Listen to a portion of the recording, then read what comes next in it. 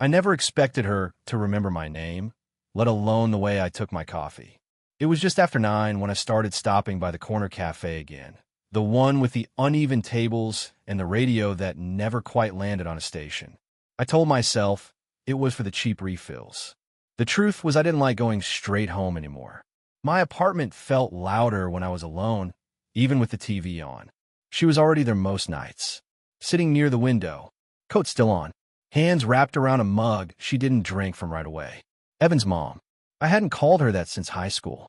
Back then, she was a background presence, dropping off snacks, asking if we wanted rides, standing at the edge of photos. Now she was just there, mid-40s, maybe older, hair pulled back like she hadn't decided whether to stay or go out. Always reading something thin.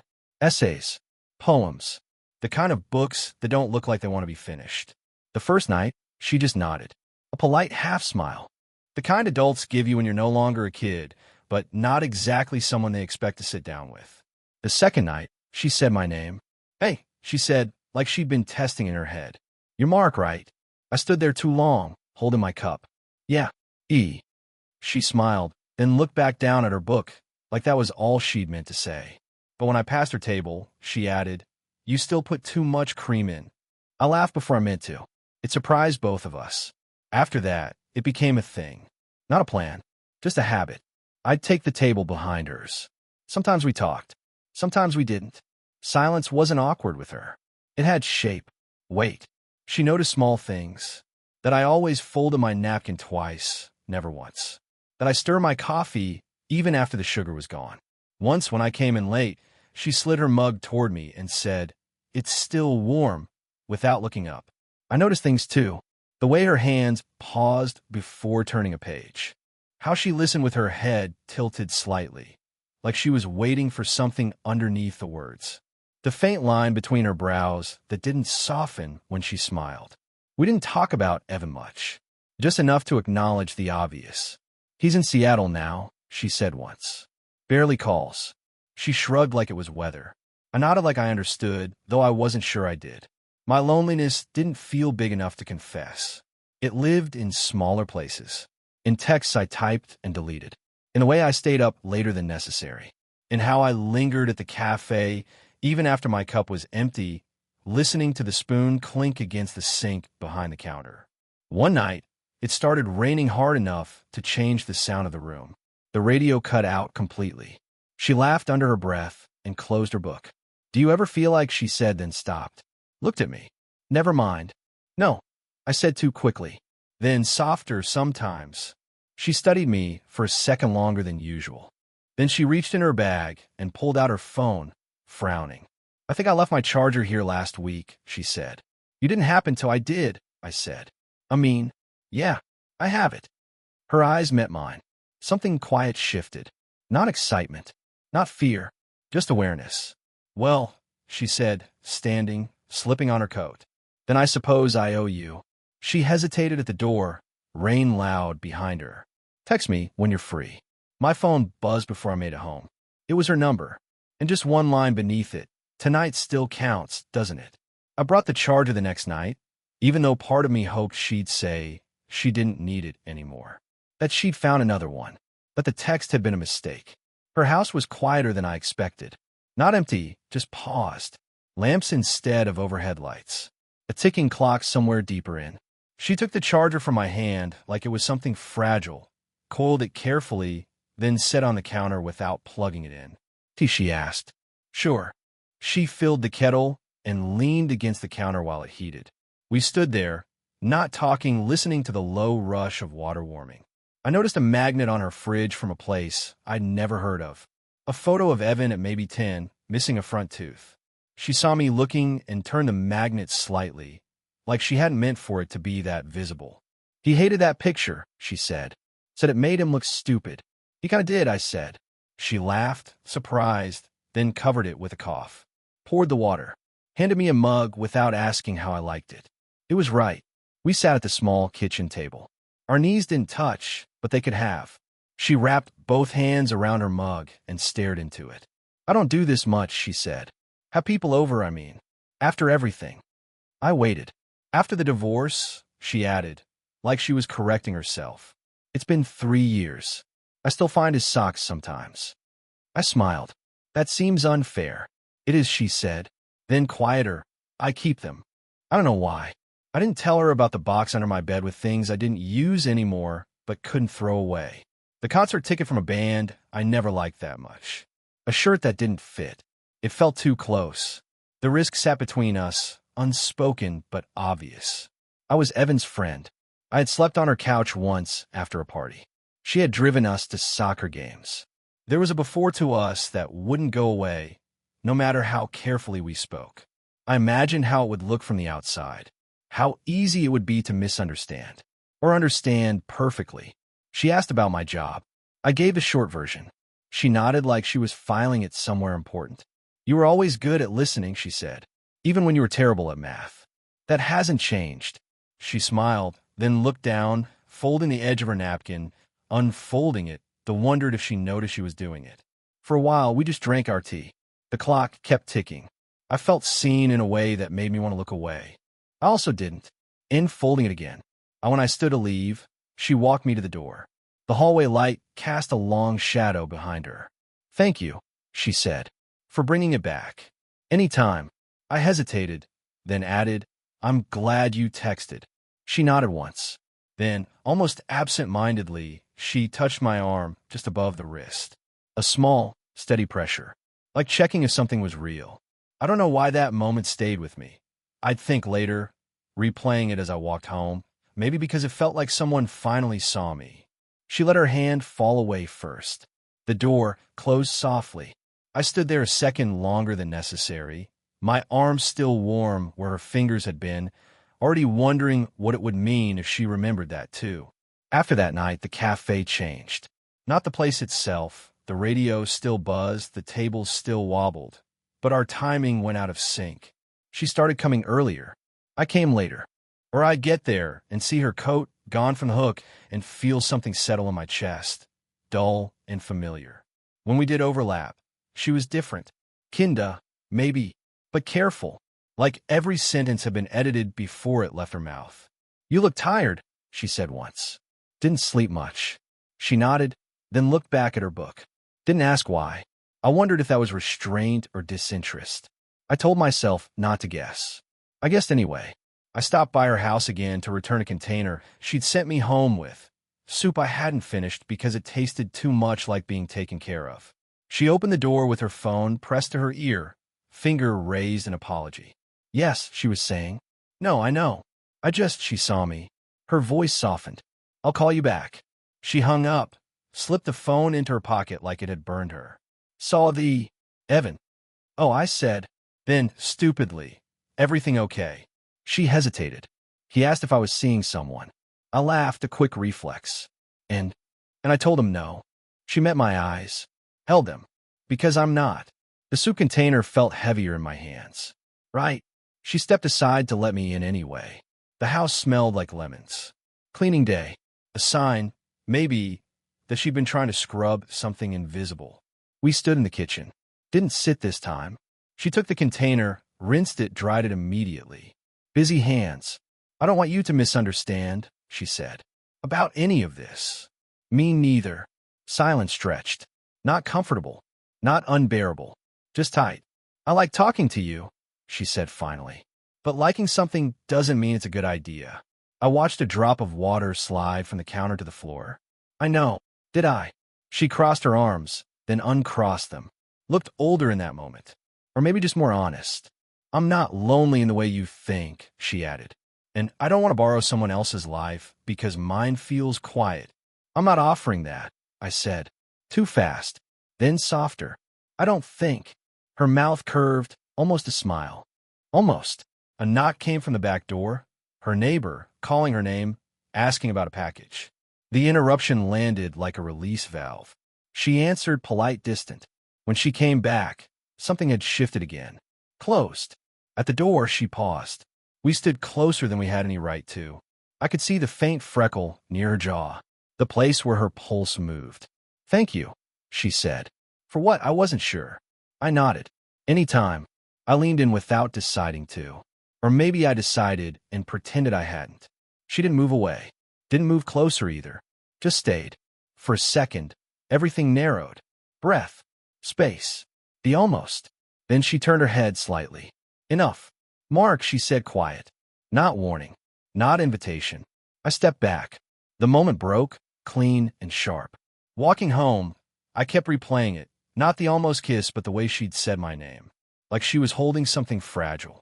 Like she was putting it down before it could fall. It happened on a walk neither of us planned. We ran into each other outside the cafe, both already past the door like we'd decided not to go in at the same time. She had her coat half-buttoned. I had my hands in my pockets, keys digging into my palm. Oh, she said, then smiled. E. Neither of us moved. The radio buzzed through the glass behind us. Someone laughed too loud inside. I was on a head down to the river, she said, nodding toward the street. Just to clean my head. Yeah, I said. Yeah. We started walking together without agreeing to it. Side by side, not touching. The sidewalk was damp, the air sharp enough to wake you up. She walked slower than I remembered. Or maybe I'd slowed down. Halfway there, my phone buzzed. I glanced it out of habit. A name on the screen. A woman I'd gone out with once. Twice, if you counted the coffee that didn't turn into anything. She noticed. Not obviously. Just a flick of her eyes, then back ahead. You don't have to ignore that, she said. I know.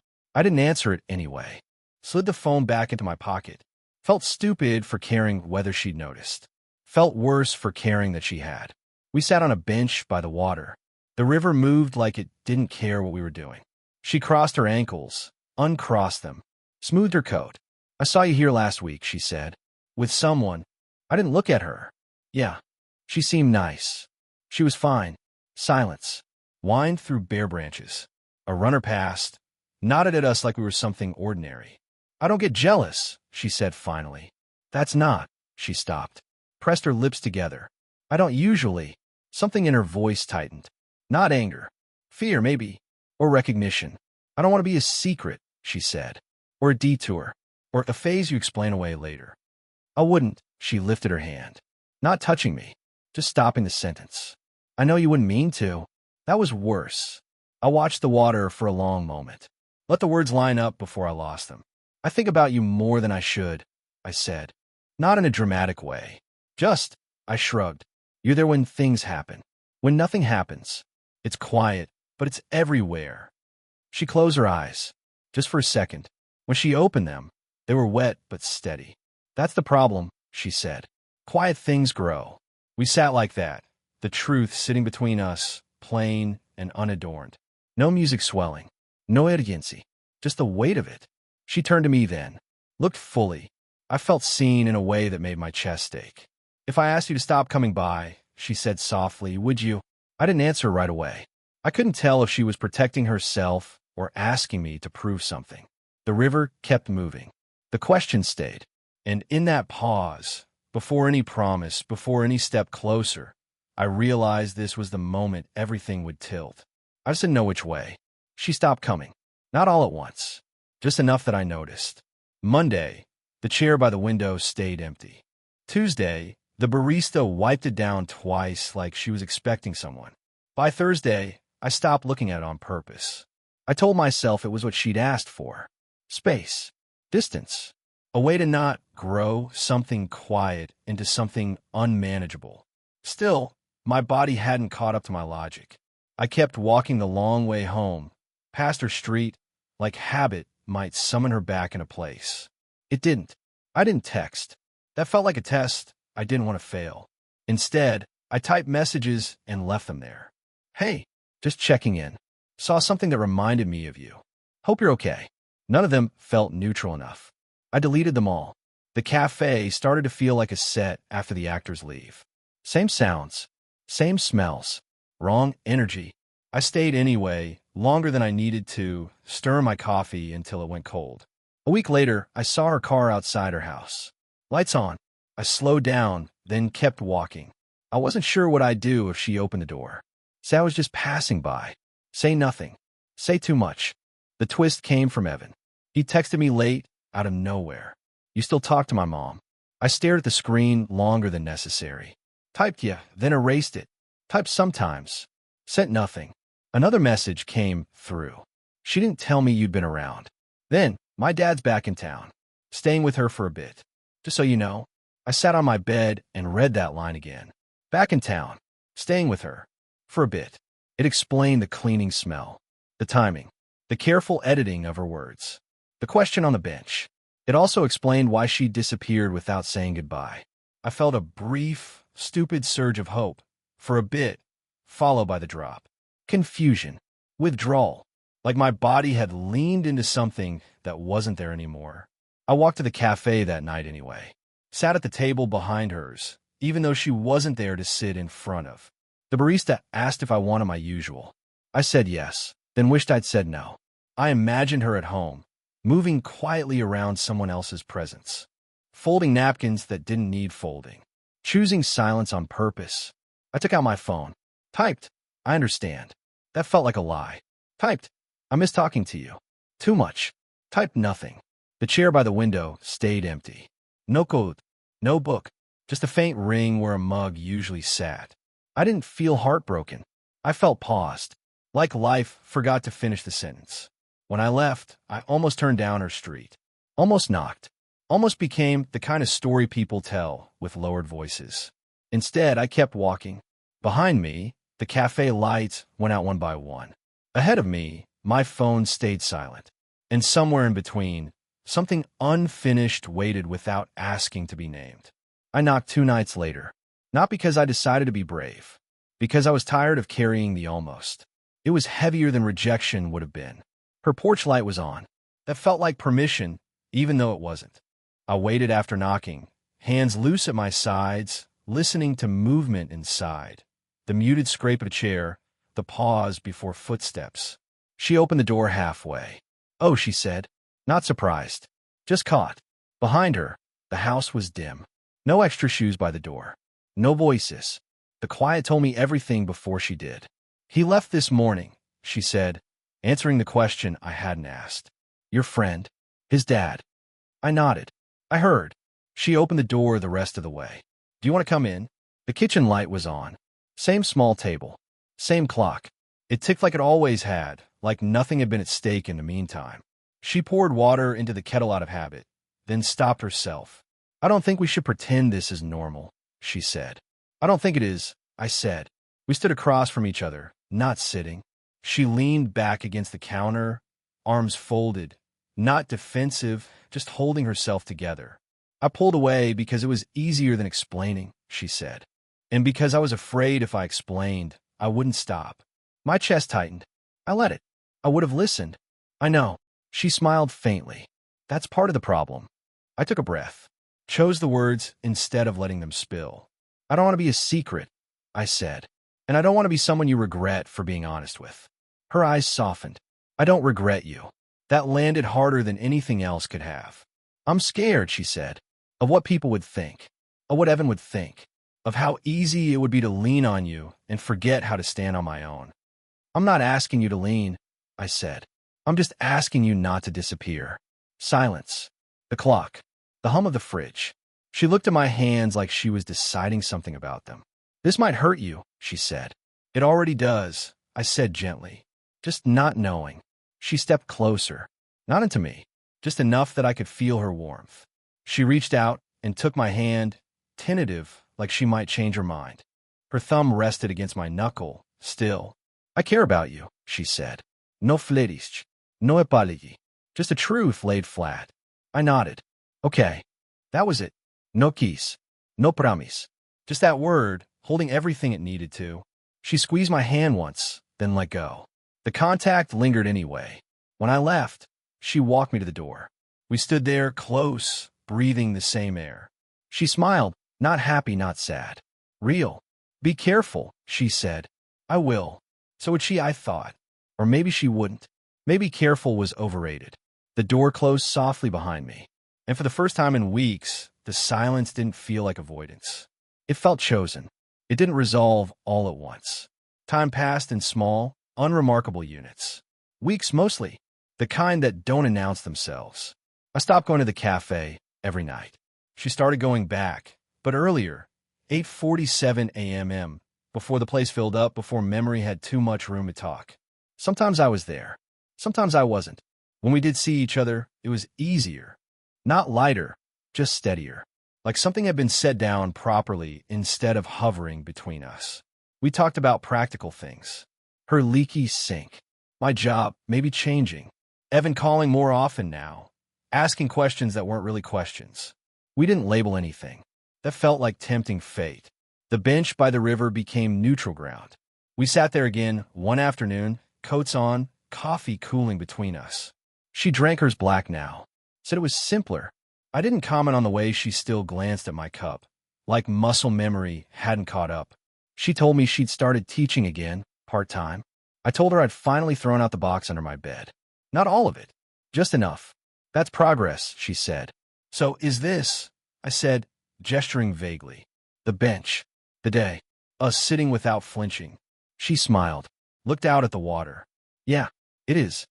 What we were doing didn't look like much from the outside. No big gestures. No dramatic announcements. But it showed up everywhere else. In the way she saved me a seat without making it obvious. In how I learned which nights to leave her alone. In the quiet understanding that some conversations didn't need to be rushed. One evening, months later, I was at her kitchen table again. Same clock. Same kettle. She moved more easily now, less careful with herself. She handed me tea and bumped my shoulder with hers as she passed, like it was nothing. Maybe it was. We talked about nothing. Let the silence stretch and fold back on itself. At some point, she reached for my hand. No hesitation this time. Just contact. Warm. Familiar. Outside, it started to rain, not the dramatic kind. Just enough to change the sound of the street. I used to think peace meant being alone, she said quietly. Or at least untouched. And now, she considered. Now I think it means choosing who gets to stay. I didn't answer right away. Just squeezed her hand once. She squeezed back. Later, walking home together, we passed the cafe. Lights on. Someone else in the window seat now, wrapped around their own quiet. I felt a strange gratitude for the place, for the timing, for the way some things only make sense once you're past them. At her door, she leaned in and kissed my cheek. Simple. Unclaimed. Enough. Tomorrow, she asked. Yeah, I said. Tomorrow. As I walked away, I realized the loneliness I'd carried before didn't vanish. It just softened, made room. Some loves don't arrive loudly. They settle in. And every morning after that, when the clock read 8:47 and the kettle clicked off, we understood, without saying it, that this was the life we'd chosen. Quiet, but finally finished.